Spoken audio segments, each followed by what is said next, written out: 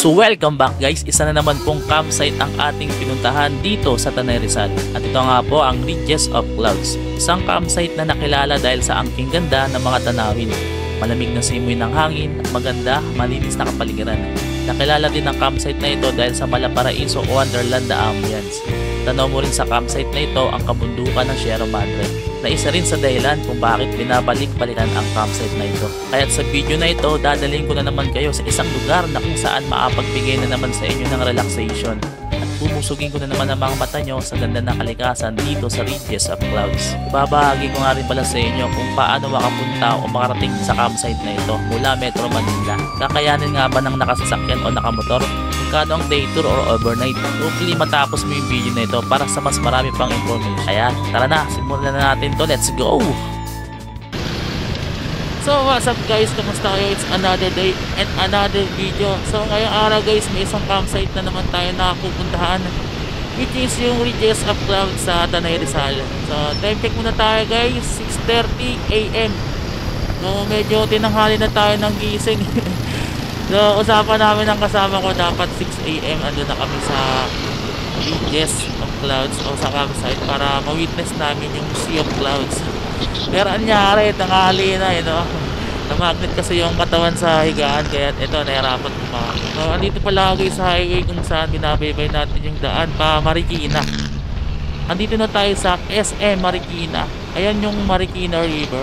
So dito na mag-uumpisa yung kahabaan ng Marilaki Highway. Pala guys, today is Wednesday, so na-expect natin na walang masyadong rider sa Marilaki at sa campsite na pupuntahan natin. Kaya for sure na may enjoy natin yung rides na to. So ito guys, nasa SM Masinag na tayo. Nalagpasan pala natin si Vince, yung kasama natin. Vince, di ko napansin sa mapa. Naka-Sherlock lang kasi kami. So we decided guys na doon na lang kami magkita sa paglagpas ng crossing. So ayun guys, patawid na tayo ng crossing. Wait, lumagpas ako sa kanya. Kaya na pa naghahantay yun ang ending guys, ako naman yung maghahantay sa kanya. Ito, hanap lang ako ng pwesto dito kung saan ko siya pwedeng antayin.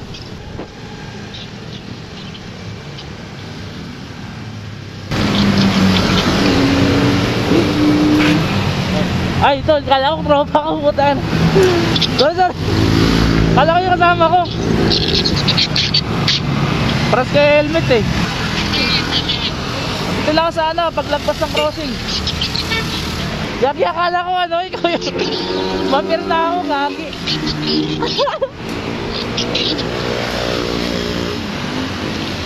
Saka na, kaya ako dun Puta na mo par, tagal mo. Baka mo naman pas ka. Hindi ko maano yung mapa ba't ganun? Akala ko ikaw yung nandito, napahiya ako. Akala ko yung ikaw yung dumating. Tara na guys, tinanghali na tayo. It's talaga yun, nakakahiya. Akala ko talaga siya yung dumating. Ganda kasi ng pagkakahinto niya, tsaka yung pesto niya. So yung dating niya kasi parang ako yung ina-approach niya, ganun. Para sa akin based dun sa body language niya. Ito naman si kuya, di man lang na ipag-fist bump para kahit pa paano nabawasan yung hiya ko. Pero good thing guys, walang ibang tao dun, kami dalawa lang. It epic fail talaga yun sir. Ewan ko kung ako lang isa sa mga palantandaan na packet na ng Marilaki kapag natatanaw mo na yung bundok na yun Para sa akin dyan na nag-uumpisa yung magagandang view ng Marilaki Highway o ng Tanay Rizal. Sa maganda dito sa Marilaki, bukod sa magagandang daan at banking na daan guys, mag-i-enjoy ka rin sa mga view na matatanaw mo. Kaya doble yung excitement na mararanasan mo dito. Alam mo yung tipong papunta ka pa lang sa paroroonan mo, busog na agad yung mga mata mo sa magagandang view sa Marilaki. To be honest guys, nung first time ko na makadaan dito sa Marilaki Highway, sobrang amazed ako. Legit yung ganda ng Marilaki guys. Talaga mag-i-enjoy ka sa magagandang view, lalo na yung mga tanawin. And sa pa doon guys, tanaw mo dito yung kabundukan ng Sierra Madre. Alam ko malapit na tayo doon sa kurbada kung saan maraming mga namimitik. Check natin mga guys kung meron pa. Ayun, ito Wala na. Wala na yung mga namimitik guys. Alam ko talaga guys, pinagbawal na yung mga namimitik dahil sa kanila na-hype yung mga riders. So siyempre nandun yung ano, parang nagpapasikat, di ba? Alam ko naghigpit na talaga dito mula nung nawala si Superman. Ang daming ng mga checkpoint tsaka mga HPG na talagang simbolo na pinagbabawal na dito yung mga talagang bumibanking tsaka yung mga namimitik din. So ayun guys, 30 minutes to go na lang. Nandun na tayo sa paroroonan natin. So enjoyin muna natin yung magagandang view dito sa Marilaki. Let's go!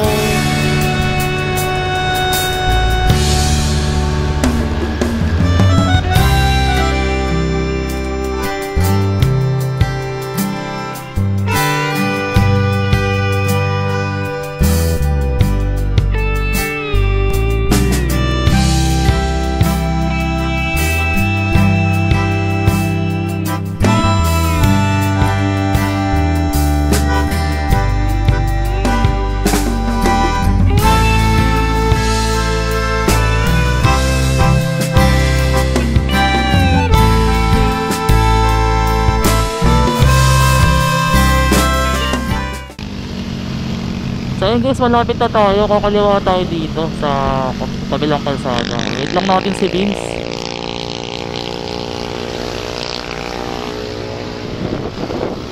Dun pre, kabila. Tawid tayo. Ayan guys, pag nakita nyo yung mga signage na yan, yung dire-diretso lang kayo.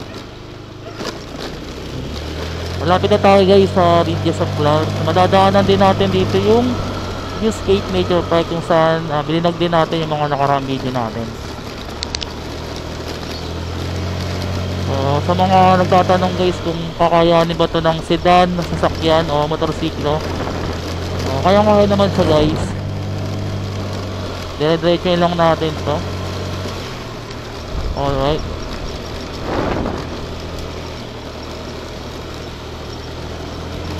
Paahon. Medyo paahon to guys ha. So kaya naman dito ng mga sedan sakali. Alright. So paahon to guys ha. So mahaba-haba.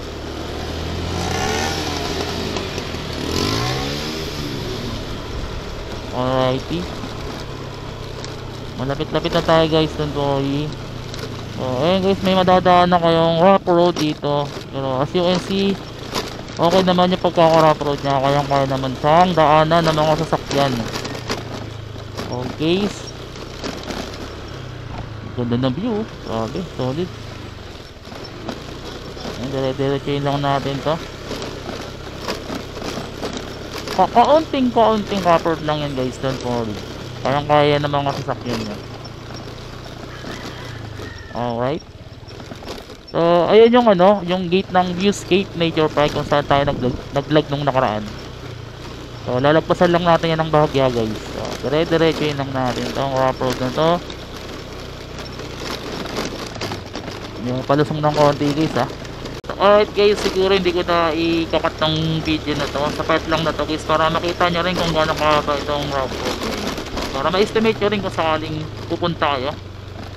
So ayan guys, natatanaw ko na yung signage ng Ridges of Clouds. So pasok yata tayo dito. Ayan, diretso lang natin to.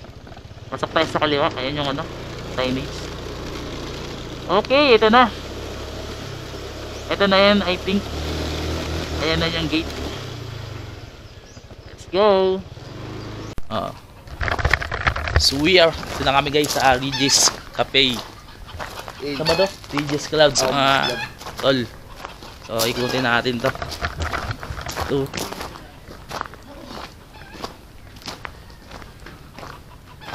Gagi. Kailangan ko kunin ko yung ano, bag ko. Pala si Vincent mga tol. Dating ano, work sa SM. Ngayon nandito na kayo no. Isa ng rider, napakalupit. Dito mga tol oh. Hey. Wow, ganda. Kita mo yung Sierra Madre. Welcome.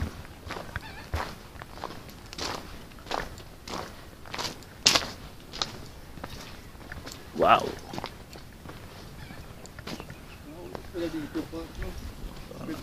Ganda. Sheesh. Ayoko na sa mundo. Sa gusto. Yung ano, Sierra Madre oh. So meron pa siya sa baba. Check natin dyan mamaya. Kasi yung view deck, ayun yung view deck sa taas. Ha? Yung mga kubo-kubo. O nga no. Dito ka dadaan din oh. Ikutin mo, kagano sa Turan. Di mo na natin naabutan yung ano. Sea of Lost. Dyan oh, ang dami dyan eh. Sayang. Pero Yan guys, papalipad na ating tropa ang kanyang drone. Follow to guys, JC Boy. Ayun na guys, lilipad na. Bye bye. Lipit.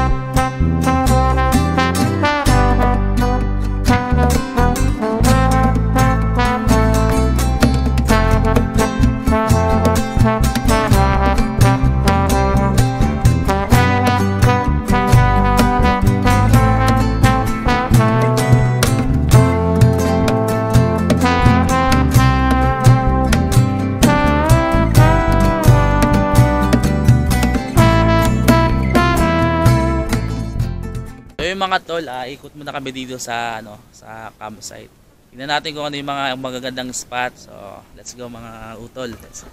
So, yun, pababa tayo ng hagdan. So, ay may overnight guest only dito. Ay. So, bawal tayo mag-ingay dito mga tol kasi baka mamaya may mga tulog. Ganda dito. Wow.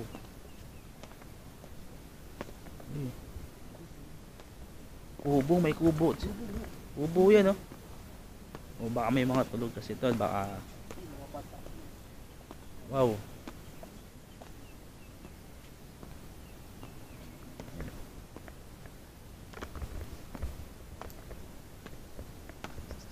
Solid, oh.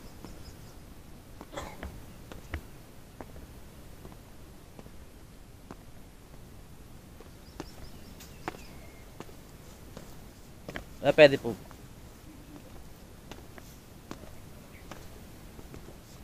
Wow.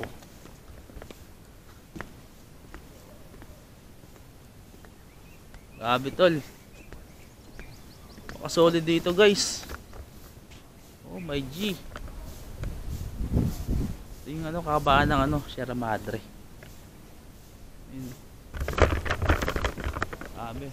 Solid.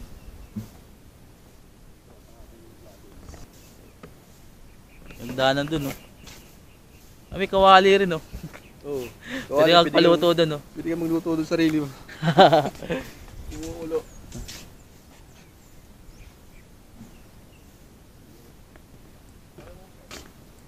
Mamaya.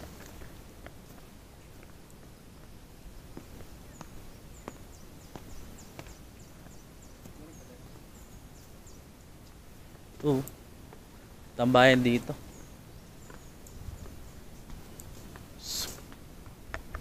Ganda ng spot dito guys, oh. Oh, grabe. So dito yung perfect ano, location para mag-relax. Ayun. Nga lang parang sa part na yon, parang medyo kalbo na yung ano eh. Siguro ano soon gagawa ng ano yan, ng campsite o resort. As you can see, ayan. Napaka-solid ng view. So, view deck din dito. Tapos sa taas, meron ding view deck doon. So, dalawa. Saka yun. Mga tol.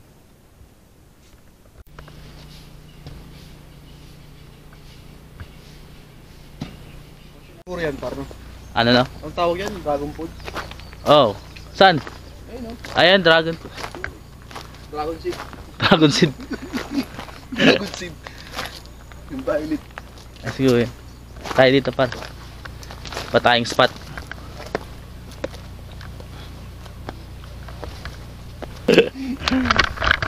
So ayun guys, dito kami ngayon sa isang ibang spot. Bad spot na ano, ng bonfire. So dito yung mga bonfire. Tamang kwentuhan guys, pag ano. Ituan lang. Mamaya doon tayo sa taas. Taas tayo guys, para motor namin sa inyo yung pagbubuk ng ano, ng overnight. Isip ko na lagay niyo. Nilaag ka ng gata. Di ba rin pumunting kayo pa? Ito yung gulay. Oh, yan kumuting ko. Ano yan, ginugulay sa amin. Hindi ko ulit sa amin yun eh. Bicol, di ba? Bicol ka? Oo. Hindi ko ulit yun. May daan dito, eh, no? May bato-bato.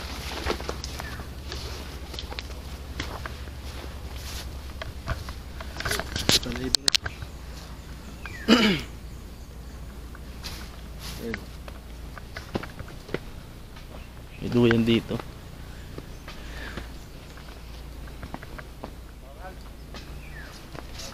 Par, tayo par.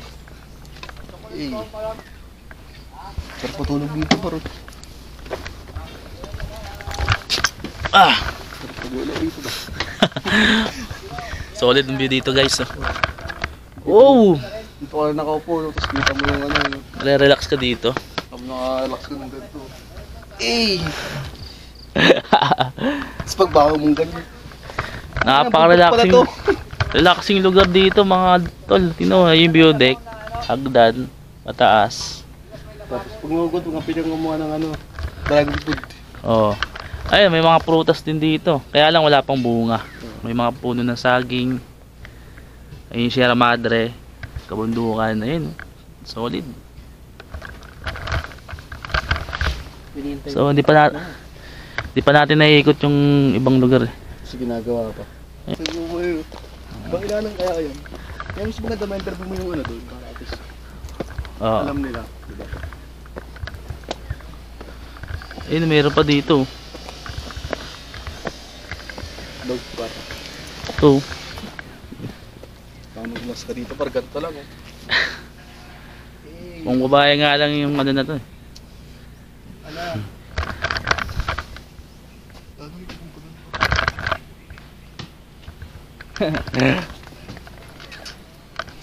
Yung picture dito.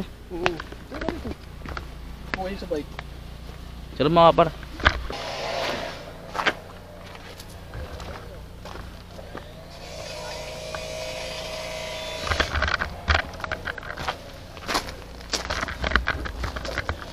Dun, ano kaya dun, no?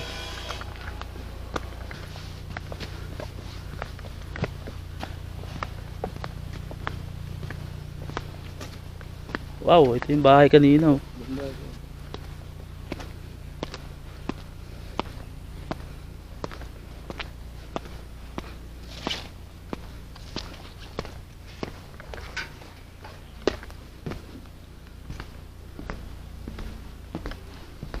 Wow.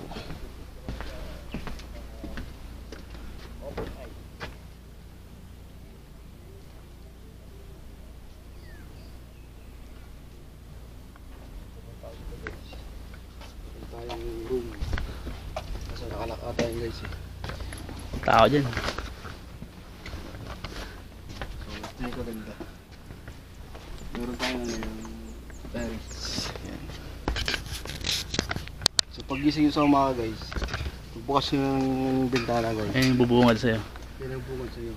Yun. Oo.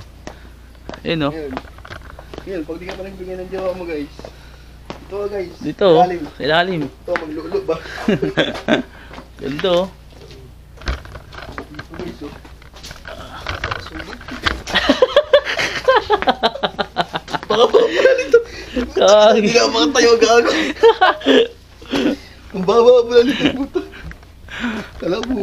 So ayun na nga guys, so wala tayong na-interview na stop nila para sa iba pang mga katanungan natin. But don't worry, voice over na lang natin yung mga ibang details. So bali sa day tour nila, ang entrance fee is originally 200 pesos. Pero pag weekdays, 50% off. So magiging 100 pesos na lang. Bali sa adult, 12 years old above, 100 pesos per pax, ganun. Then sa kids, 10 years old below, 50 pesos per pax.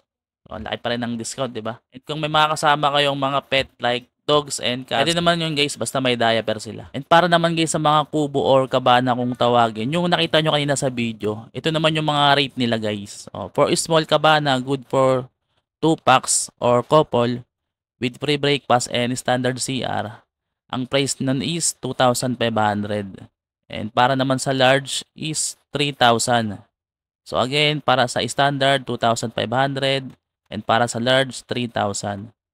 And sa deluxe naman with own CR, small is 4,000. And sa large naman is 5,000. Para naman guys sa twin Ipugaw house, good for family with sala, dining table, lanay, 2 rooms and detached CR, 5K per room, good for 2 packs per room with breakfast. Alright? And sorry guys, hindi ko na-videoan yung bawat room kasi wala akong nakitang stop para magpaalam sana na videoan yung bawat room eh. And kung wala naman kayo nalang baon guys, pwede rin kayong bumili sa kanila or magpaluto. Ito yung mga menu nila guys oh. So ayun na nga guys, hanggang dito na lang and I hope nag-enjoy kayo and nagkaroon ng value sa inyo itong video ko. And baka pwede naman ma-like itong video ko guys and ma-subscribe mo rin yung channel ko. And I promise guys na mas pagbubutihin ko pa at gagalingan yung mga susunod pa nating video. Syempre para masatisfy din kayo. So ayun guys, maraming thank you. See you on my next video. Peace out!